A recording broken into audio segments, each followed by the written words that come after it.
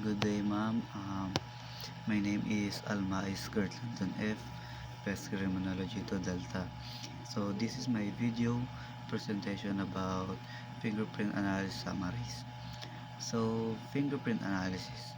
Fingerprint analysis is a critical process in forensic identification focusing on the study of ridge patterns found on fingers and palms. Ridge tracing involves following the flow of the friction ridge to determine the pattern type and to identify key features such as bifurcations and ridge endings. So, ridge counting, on the other hand, measures the number of ridge between the core and the delta of a fingerprint patterns, primarily used in loop and whorl patterns for classification. Fingerprints can be categorized into three main types: loops, whorls, and arcs. Loops are characterized by ridge entering from the side, curving around the exiting the same side, and include ulnar and radial loops.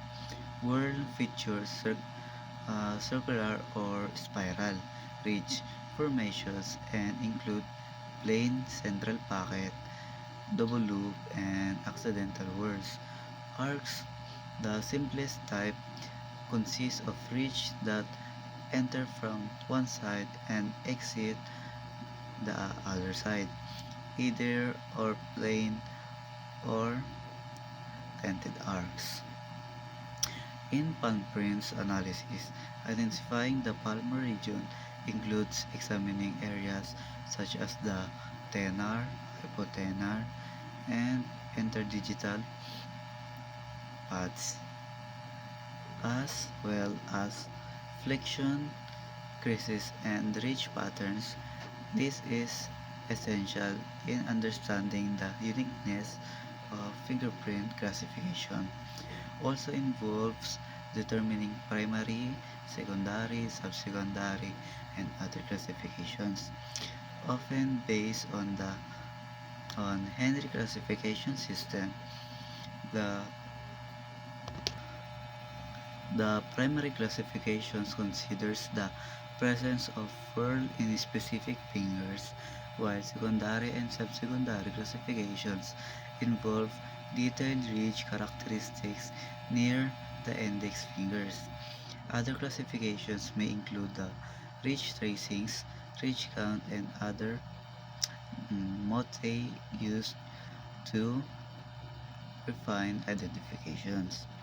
Altogether, fingerprints and palm print analysis combine ridge patterns, identifications, tracing, and counting to support accurate patterns identifications in forensic science.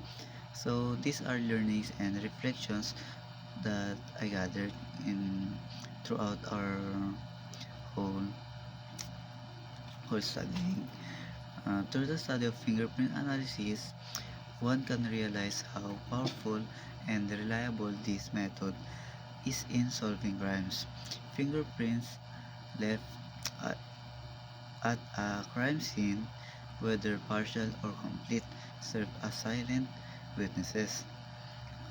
They provide crucial leads that can identify suspects, place individuals at a scene, or even clear innocent mm,